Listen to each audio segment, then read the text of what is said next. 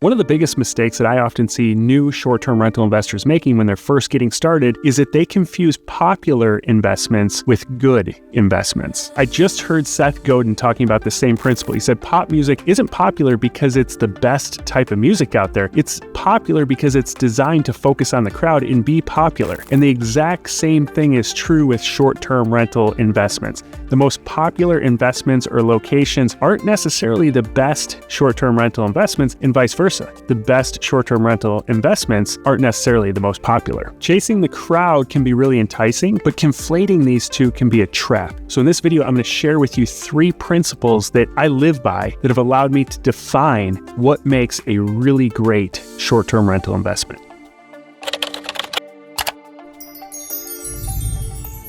I'm Kirby Atwell, and we invest in really high cash flowing short-term rentals that also give us a significant tax write-off against our active income. And we've helped hundreds of other people implement this exact same strategy. So if you're interested in working together to implement what I'm about to share with you today, you can go to the link in the description below and you can grab some time with me or a member of my team, and we can talk through the details of the program that we offer and see if it's a good fit for your goals. One of the biggest questions that come up when people are first getting started with short-term rentals is what makes a great short-term rental deal? Like, what can I realistically expect in terms of ROI or cash on cash return or IRR or whatever metric it is that you measure by, or what even metric should I be measuring in order to determine that this is a great deal? So in this video, I'm going to share with you 3 principles that I live by to know that when I'm evaluating a deal, that I should either move forward with this deal or I should walk away. And it boils down to these 3 principles.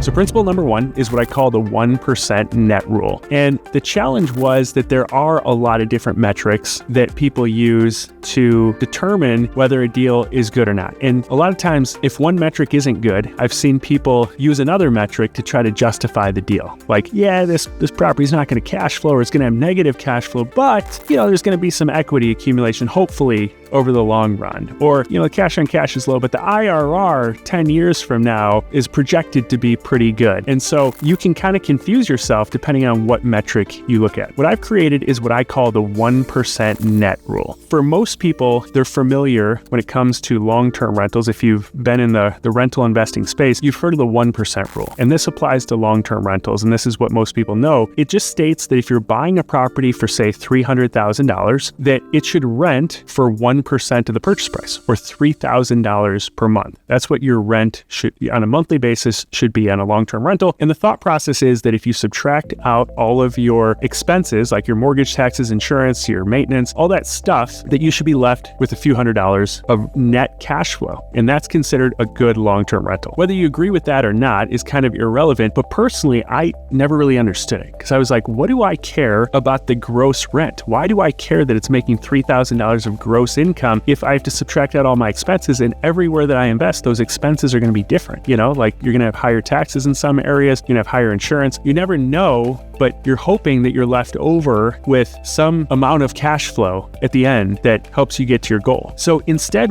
what I've realized when it comes to the right short-term rental investment is that you can invest in the right type of short-term rental that will lead to 1% net. So if you take that same $300,000 property, typically what we invest in is small multi-unit short-term rentals. So a $300,000, say 3-unit property is in a relatively lower cost area. We're not buying properties right on the beach. We're buying properties just outside of larger cities in, the Midwest and Southeast, where properties are relatively affordable, but yet there's still population that drives up the nightly rate and occupancy. So if we bought a $300,000 short-term rental that's got 3 units worth of income coming in, you could realistically expect that property to make $7,000 of gross income on a monthly basis if it's a decent property in the right area. So then if you subtract out your mortgage, taxes, insurance, your cleaning fee, your maintenance, your utilities, all of the expenses that you have on a short-term rental, you could realistically expect to have $3,000 left over, or 1% of the purchase price. So 1% net is very different than the 1% rule for long-term rentals. And so I use this as a good rule of thumb for purchasing properties, because I know if it is bringing in 1% net of the purchase price, then the amount of cash flow that it's bringing in goes up and down with the purchase price. I don't want to say I want to make $3,000 a month and then go out and buy a $3 million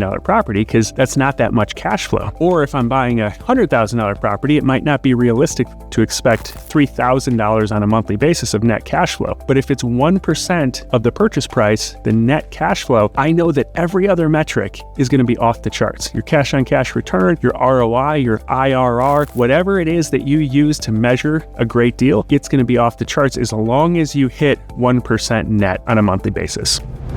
The second principle requires me to ask the question, what needs to be true for me to have one of the best short-term rentals in this market? Because what a lot of people don't understand is that returns on your investment are not evenly distributed across the board. The top properties in a market don't make just a little bit more than the next few properties. They make a lot more. The top properties are very similar to like the top products on Amazon. So if you think about the way Amazon works, if you type in a product, what comes up on the first page is the most likely products that are going to meet your requirement. Amazon wants to make a sale, right? So they're going to show you the top products that might align best with your search. And that's exactly how Airbnb works as well. And if you also think about it, when it comes to Airbnb, it's very market centric, right? So there's only one first page in every market, no matter how big that market is. Again, going back to the principle of popular versus good, in the most popular markets, there might be 2,500 other listings that you're competing with for that top space. And in these markets, most likely it's more expensive properties, and everyone is trying to one-up each other to get space on that first page. So to dominate in that market might be a totally different experience than dominating in a market where there might be a 50 or 100 Airbnbs just outside of more of the mainstream areas. So when I say what is required for me to be the best in this market, most people think that means I need to have every single amenity. I need to have a hot tub, I need to have a pool, I need to have a sauna, I need to have an ice bath, I need to have a golfing, a putting course in my backyard. And that's what a lot of the Airbnb gurus or online influencers will tell you. You got to buy these multi-million-dollar properties and add every amenity because they're only thinking about competing in the highest and most popular markets. But you can dominate in other markets that aren't quite as popular or high-end just by understanding your traveler the best. And your traveler in some of these other secondary markets might not care about any of those amenities. If you buy a small multi-unit, if you just furnish it the right way and you market it the right way and take amazing pictures, you can sometimes easily dominate in that market with much lower expense, and your ROI can be significantly higher. So the reason I have this second principle is because you can buy an absolutely awesome deal on paper, but never make a dime on it if you don't understand how to market it the right way and how to operate it the right way to dominate in that market.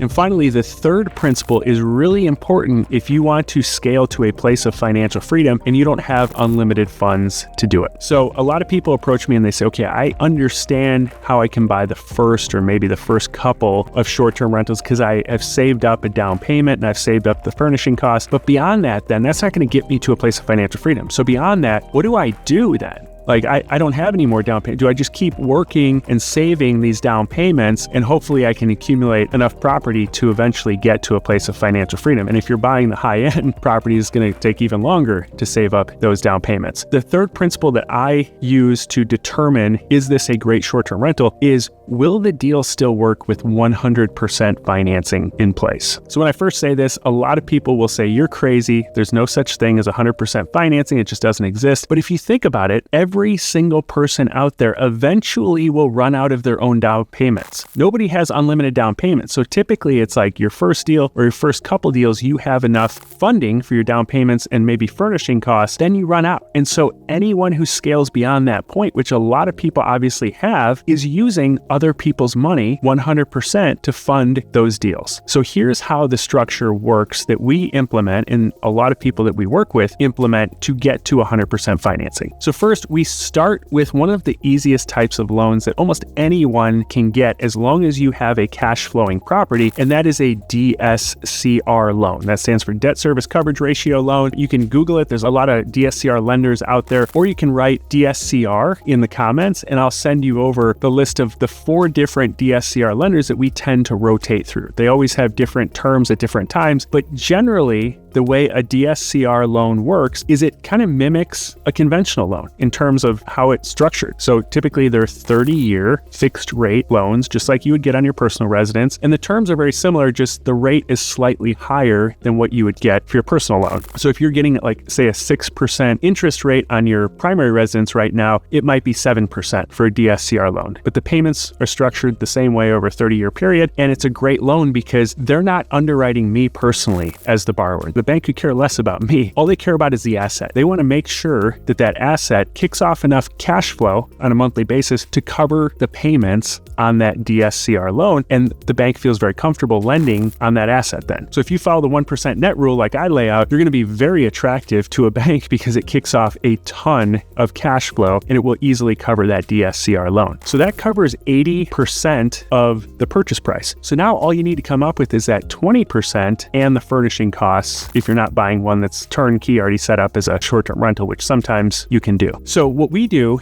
is we create a one-pager that just shows the whole deal, all the details of the deal. And we share this with everyone that we know and say, look at the type of deal that we're about to invest in. It's a 1% net type of deal. This is how much cash flow this type of property is bringing in. And we're going to get a DSCR loan for 80%. And if you want to make up the difference and cover that 20% down payment and the furnishing cost, we'll give you 10% or 12% return on your investment. So you could take your 401k or your IRA and self-direct it, which just means you can invest it in whatever you want, and you can invest it in our deal or lend on our deal as a secondary lender, and we'll pay you 10 to 12% on your money. And so that's a way to consistently fund more and more deals. So that way you're not coming out of pocket with any money, but yet you're able to scale your portfolio over time. And so this third principle kind of ties into the first principle, because if you're buying 1% net type of deals, then they will still work with 100% financing in place. So take that $300,000 property. Once we add on a secondary lender for that down payment and furnishing cost, it might go from $3,000